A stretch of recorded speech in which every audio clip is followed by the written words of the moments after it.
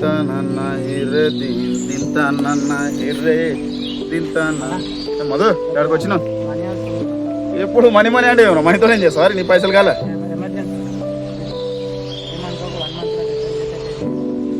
10,000 కావాలా? ఓ 10,000 ఏడు నాయన, ఒక 5,000 వరకు ఇస్తానేమో కానీ 10,000 ఖచ్చితంగా. అంటే 10,000 అయితే నాతో లేవులే కానీ ఖచ్చితంగా ఇస్తామంటే మళ్ళీ వేరే ఎవరితో ఇప్పిస్తావా? అంటే మళ్ళీ నా మాట పోతుంది అన్న, నువ్వు లేకపోతానంటే నిన్ను చూసి ఏడు నన్ను చూసిస్తాడు, నేను ఇచ్చిన తర్వాత నువ్వు వానికి లేకపోతానంటే మళ్ళీ నా మాట పోతుంది. ఖచ్చితంగా ఇస్తామంటే ఫోన్ చేస్తాం మళ్ళీ మంచి.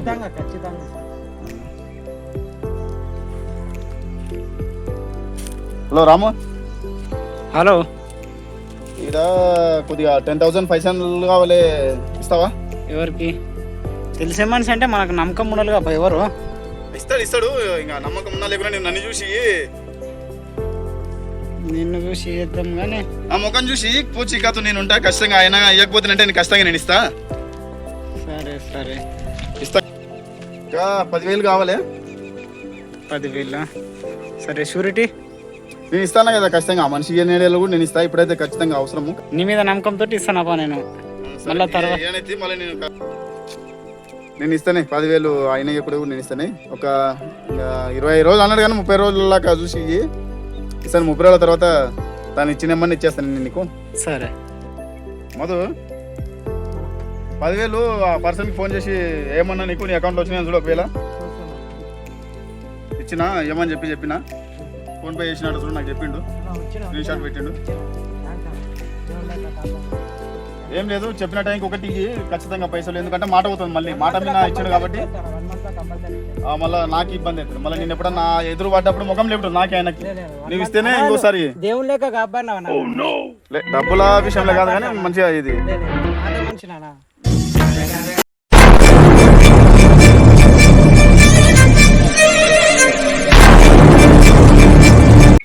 హాయ్ రాము, ఎక్కడ వచ్చినట్లున్నావు? బాగున్నా హాయిలే గీలే కానీ ఏమా పైసలు నెల అయిపోయా. మనిషికి 10,000 తీసుకొని నెల అయిపోయా, 2 నెలలకు దగ్గర వస్తుంది.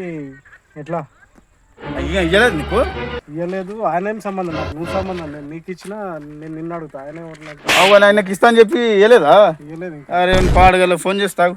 నువ్వు ఇప్పించినా కానీ తీసుకున్నది అయితే నేను కదా, ఆయనకు ఫోన్ చేసి అడగల కదా. పర్సన్ ఎవరో నాకు తెలియదు. నీకు సంబంధం కదా. నేను నీకు ఇచ్చిన ఇప్పుడు నువ్వు నాకు ఇచ్చిన కానీ తీసుకున్నాను నేను కదా, ఆయనకి ఇప్పించిన కానీ ఒకసారి ఫోన్ చేసి అడగలే. మరి ఆయన ఫోన్ చేస్తే లిఫ్ట్ చేయట్లేదు. సరే నేను ఫోన్ చేస్తా. హలో, చిలేమంట దా ఇటుకి రా జరా.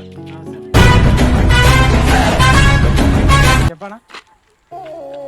అరే పైసలు తీసుకొని నెల అయిపోయింది, ఇచ్చినేమనుకున్నా. ఆయన ఇచ్చలేమని చెప్పి చెప్తున్నాడు. ఇవ్వాలనా ఏమేమో ఆయన నన్ను దొబ్బుతున్నాడు. నెల కింద అడిగిది రా ఇచ్చిపిస్తే కదా ఆయనతో నాతో లేవంటే మనిషికి రా 10,000 లేవంటే నీకు మనిషితో నిప్పిస్తే కదా మధ్యలో ఉండి. ఫోన్ పే చేసిన చూడు, చూసుకో ఒకసారి చూసుకో. ఇచ్చిన పైసలు మర్చిపోతాం రా, మళ్ళీ ఫోన్ పే చూసుకుంటావు. అరే ఇదే కదా బాలకృష్ణ, ఇదేగా 10,000 మళ్ళీ తీసుకున్నావు కదా. మళ్ళీ 10,000కి ఇంతగానో చదివేసేవా నీవు? నేను చచ్చిపోతానేది చంపుతున్నప్పుడు కొత్త మీద కత్తి పెట్టినట్టు. అరే బాబు మాట అవుతారు. ఇప్పుడు ఒక మంత్ కింద నేను ఇచ్చినా లేదా ఆయన చెప్తానంటే ఏం మాట అవుతుంది? 10,000 కదా నేను ఇస్తాంటివే లేదా? 10,000 ఇస్తాంటి కదా. ₹1,00,000 ఇస్తా. వచ్చే 10,000కి అందుతున్నావు. పిల్లల ఫ్రెండ్స్ నాకు సంసారం ఉంది, కథ ఉంది. నీవు కథ కాదు. ఒక అర్లు పీస్తున్నావు తిండికి వస్తాయి. అరే నేను మాట్లాడతావా? నేను మాట్లాడతాను లేదా నీవే మాట్లాడతావా? పైసలు ఇచ్చిన పోయింది, పైసలు ఇప్పించిన పోయింది. మాట్లాడేది ఏం లేదు కానీ నీకు చేసేసి మాట పోతుంది. ఏం నా పైసల కంటే ముఖ్యం మాట. మాట మీద నిలబడదు మనిషి. మధ్యలో ఉన్నందుకు నన్ను చెప్తున్నారు. ఇజ్జత్లే కూడా చేస్తున్నావు. 10,000కే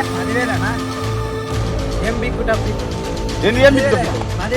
ఏం ఇయ్యమంటే ఏ చదువు ఇయ్యమంటే అంటే మరి వానికి ఎవరు ఇయ్యాలి బాబు? నన్నుతో నేను ఇయ్యాల పైసలు? నీలాంటి వానికి డబ్బులు ఇప్పించినందుకు ముందు నాకు బుద్ధి లేదు.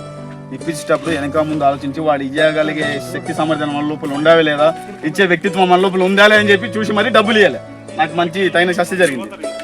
మీరు కూడా మీ దగ్గరికి వచ్చి ఎవరైనా డబ్బులు ఇప్పించు అని చెప్పి అంటే గానీ, లేదంటే మీకే డబ్బులు అడితే గానీ, మీ దగ్గర డబ్బులు ఉంటే ఇవ్వండి, అది కూడా ఆ మనిషి ఇవ్వగలిగే స్తోమత ఉండి ఇస్తాడు అని అనిపిస్తే మాత్రమే మీరు డబ్బులు ఇవ్వండి. ఆ అత్యాశకు పోయి మీరే ఏదో అని చెప్పి ఒక మనిషితో డబ్బులు ఇచ్చి మీరు మాత్రం బ్లేమ్ కాకండి.